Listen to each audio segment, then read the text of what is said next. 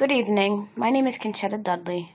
I hope I'm doing this right. If it's my understanding that we were to create a voice threat. So here we go. All right. I just finished listening to all of the students in the class. My peers talk about their role in technology. So I just want to start by saying that I'm joining a live journal voice thread. Again, my name is Conchetta Dudley, and I'm a language arts teacher, 8th grade teacher. After listening to my peers' role in technology, Peter, Karen, and Aaron, I just would like to contribute a little bit on my background in technology and speak briefly about my role and how I consider myself to be a technology steward. I work in an environment where technology floods our school building. We have about 150 Chromebooks, 100 Dell laptops, about 200 iPad, including mini iPads. Actually, I just received my own iPad card with 20 iPad minis. We have 2 updated computer labs, access to the Google Classroom, and I must say that I'm proud to work in a district that is on the front line of technology. We have the latest. I know Erin mentioned the frustrations within her district, being that the internet is up and down. I can only imagine how much frustration that can cause, because I know in my classroom, we use technology 5 days a week. For organization, we use it to process Word documents. We use it to build avatars. We use it to download apps.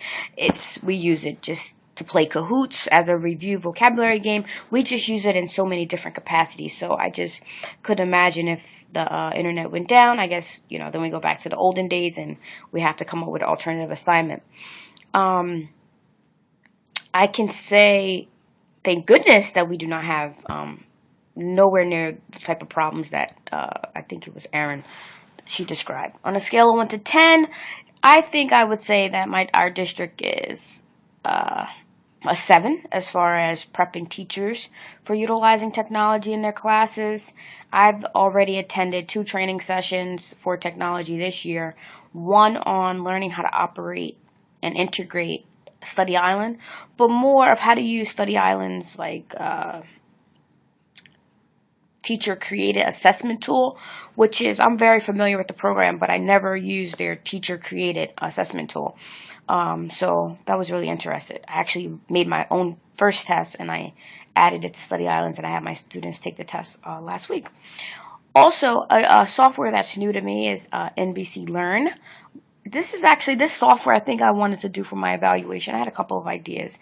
NBC Learn, I never heard of it before, and when I went to the training session, they basically gave us an introduction to this software program, and I'm looking to really explore it a little bit more, because I actually have to start using it in my class next week.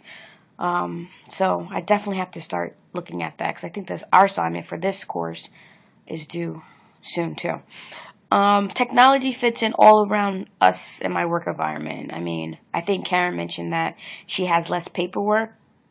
So do I. I'd have to definitely say that. Handing out paper now in class seems really mundane. It seems just outdated. I told all the kids, you know what? Soon paper is just going to be non-existent. And I think that's eventually where we're headed. But as an English teacher, this definitely was a major shift, not only in organizational purposes, but specifically for the delivery of my assignments. My expectations changed for how students engaged in their work. It actually provides more flexibility within the class. However, ironically, a lot of students just don't even see it that way. So I think it's really up to the instructors, up to the teacher to teach students how to integrate the technology and how to use it as a benefit, not as a drawback, but how to use the technology if it's working on an assignment collaboratively on Google Docs or Google Slideshow, how to use these tools for their advantage. And I think that's an area that I'm definitely known for expertise. In terms of the Google Classroom, I think that's the latest form of a technology platform that our school district is currently experimenting with. We used to have share folders for students, but now we used to have like folders on a hard drive for students to submit their work in, but now they can just submit their work right to their Google Classroom drive. And I think this is great, a great asset that we have. The district has purchased Google accounts for every student, and I think this is just great because they can simply do their homework right from their cell phone and get it done. Homework, projects, collaborative projects. And at any time, the teacher can go and monitor and check on the work, send comments, which gives instant feedback, which I think is really important. Let's see what else. Google Classroom allows teachers to give feedback. Like, you can actually check on what the student is doing right when they're working on it. So if you kind of see the student is going in the wrong direction or not going in the direction that you had planned for them to go into, you can give them a comment. One thing that I wish that the district would have kept with these Google accounts that are monitored by the district, I wish that we could have kept the chatting feature. I know regular Google accounts, we have this chatting feature, but I think they actually turned off the chatting feature. But I think that would have been helpful because then you could have had a conversation with the student specifically about the work instead of actually going on their document itself and writing on the document. But maybe there's another way around it that I just haven't discovered yet. I do consider myself moderate to expert, and believe it or not, I started at a novice. I was one of the teachers in the building about 3 years ago who I didn't use technology. To me, technology was a PowerPoint, and it was my administrator who said to me and the entire staff that utilizing a PowerPoint is not an effective example of technology integration. So when I was told this by the vice principal, I started thinking about it more carefully, and over the course of the last excuse me, I have a cold, getting over a bad cold. Over the course of the last couple of years, I really have looked at how to integrate technology, and I've taken courses here. This is actually one of my last courses here at Rutgers in the digital tech area. I wish there were more courses, and I've just kind of just taken to this topic and have become known as the expert. As an expert or as a moderate to expert, I try to familiarize myself with as many programs, software, platforms that I think could be implemented and integrated within the classroom. I like to explore. Not specific to content area like math or science, but I think more school-wide technology programs I am known to be familiar with. And I always volunteer to try out new programs in my classroom, new technology-based programs in my classroom. So I guess that's how I gained the title, like teacher leader for tech in my building. We do have computer liaisons, and they know a lot more than I do, but I'm catching up. I teach a new class this year called Digital Literacy. I wrote the curriculum over the summer for this course, but being that I never taught the course before, I had some difficulty with writing the curriculum. But now that I'm teaching the class, I've had to make a lot of changes. However, I get a whole new group of students next marking period, so I'm really looking to look at the actual curriculum that I wrote, and I want to, because I feel like a brand new teacher teaching this class. So I really want to look at the curriculum that I wrote and try to align it with some of the assignments and projects that we have already worked on in the class. So that's kind of like a work in progress, but I definitely want to be able to talk about this class more and figure out ways of implementing technology that could be more effective. I don't feel that I'm an expert in that class of a curriculum that I actually wrote. Hope you get what I'm saying there. But I'm definitely looking, and I'm interested in seeing how I could maybe create a model or create some type of technology resource for this class, because it is being used in middle schools throughout our district. We have 5 middle schools, so it's being used. The class is being taught, and I want to be able to be a steward of change, be a steward of technology, and kind of say, hey, this is what worked well for me. Why don't you give it a try? This is a model that I use. This is a model that I created. Give it a try. I'm definitely looking to do some work in that area. Okay,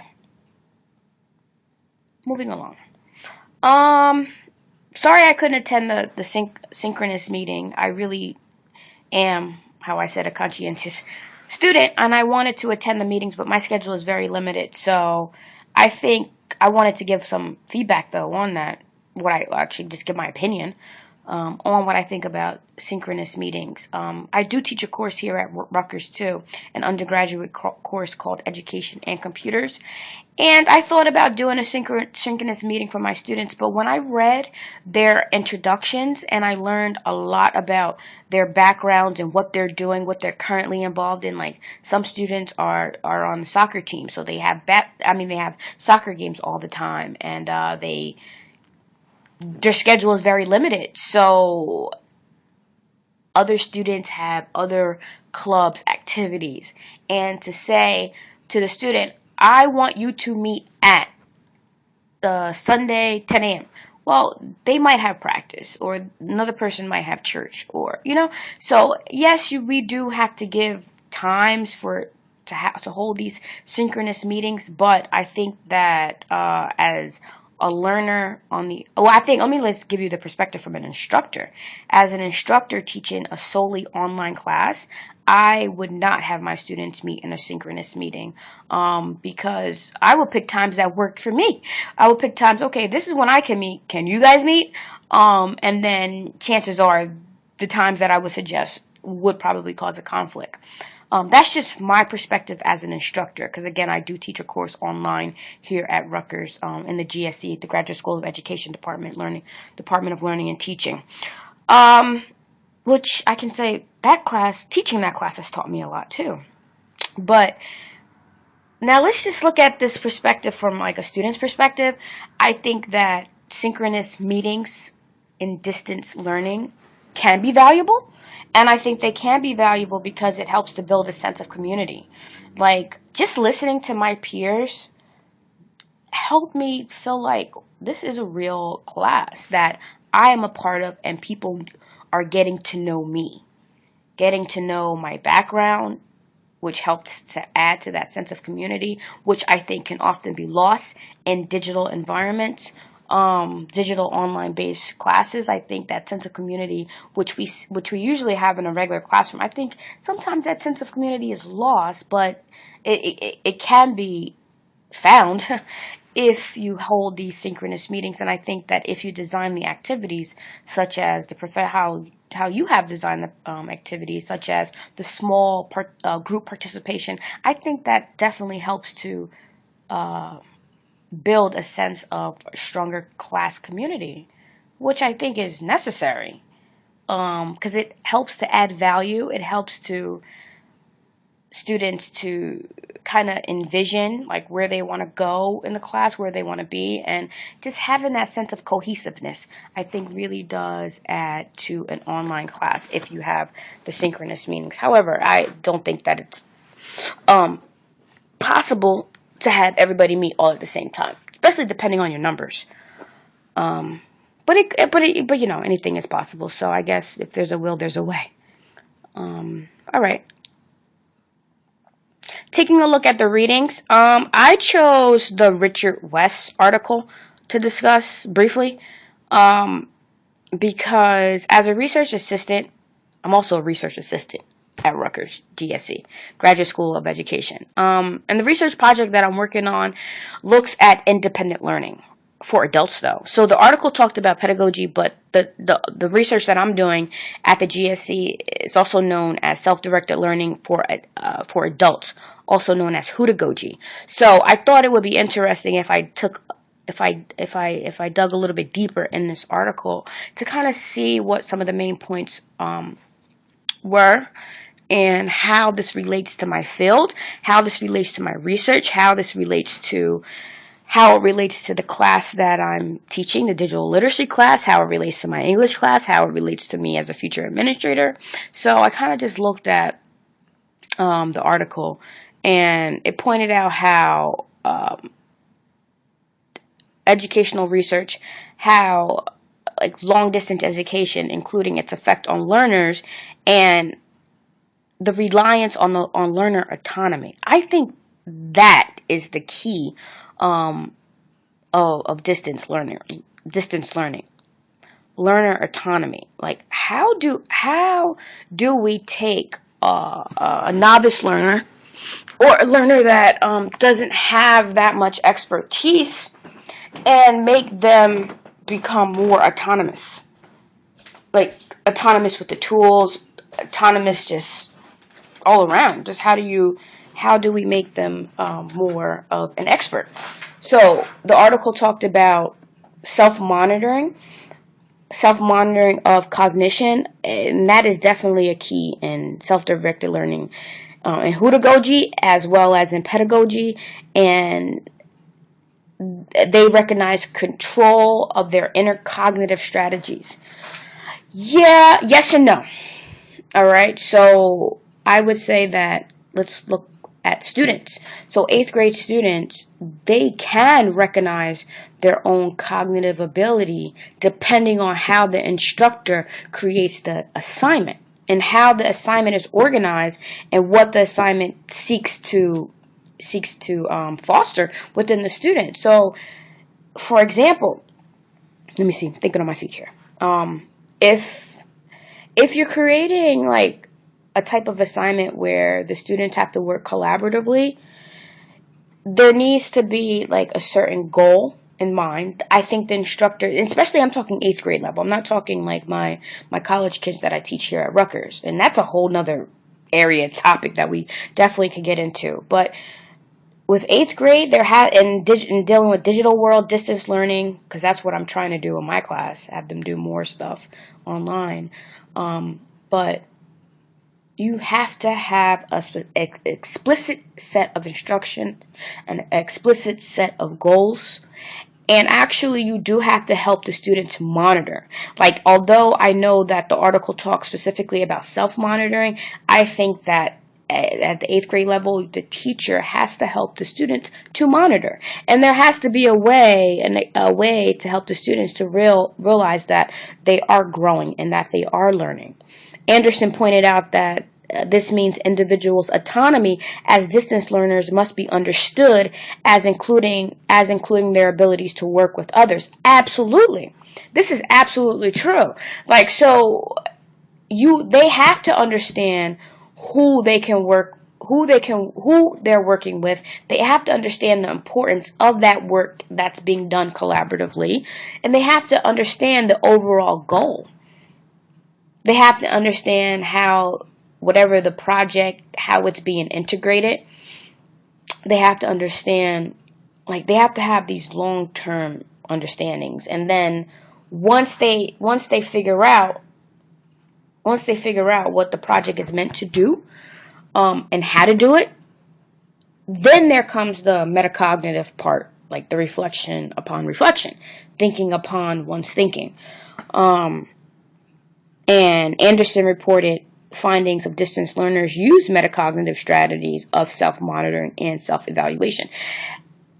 I'm not so sure if 8th graders do this all the time, but if the teacher gives an assignment that fosters that type of involvement of metacognitive strategies, then yes.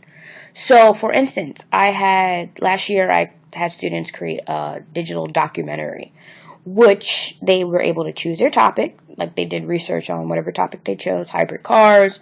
They did research on building characters. They did research on whatever they chose to do research on. And like gang violence, somebody did research on building chemical bonds, like whatever it is. They did this research. They had a written report.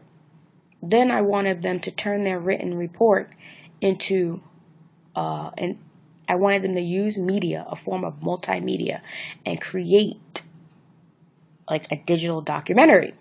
Now, I had a hard time explaining to students how to get from A to B. A was the written report. B was the digital documentary that I wanted them to create with like a voiceover and images, animated videos within videos. And I think maybe, and I know they learned from that project, but I definitely wanted them to be more autonomous, and I wanted them to have more autonomy, and it just didn't work out how I wanted it to work out. And the reason I know this because when I had them do the self-reflection, I wrote 11 reflection questions, and I wanted them to reflect on their experience. Like, I wanted them to think about their thinking. And a lot of them, some of them did learn. I mean, all of them, they learned some aspect, but I think that the goals weren't clear, and that part of that was my fault. I think the goals of because it was my first time doing it, and I wanted them to use a new app which was in the Google Drive called WeVideo. So it was a new app that they were learning. I was taking a digital class, so we had to we had to find a new software. So it was WeVideo. I never used it. They never used it. So you kind of see where I'm going with this. The goals were not clear, but when it was time for them to think about their thinking, I really had a better understanding of how important it is to establish goals, how important it is when you're trying to teach people how to build autonomy and how to have more autonomy. You need examples. So kids I'm talking middle school kids, they need to have examples.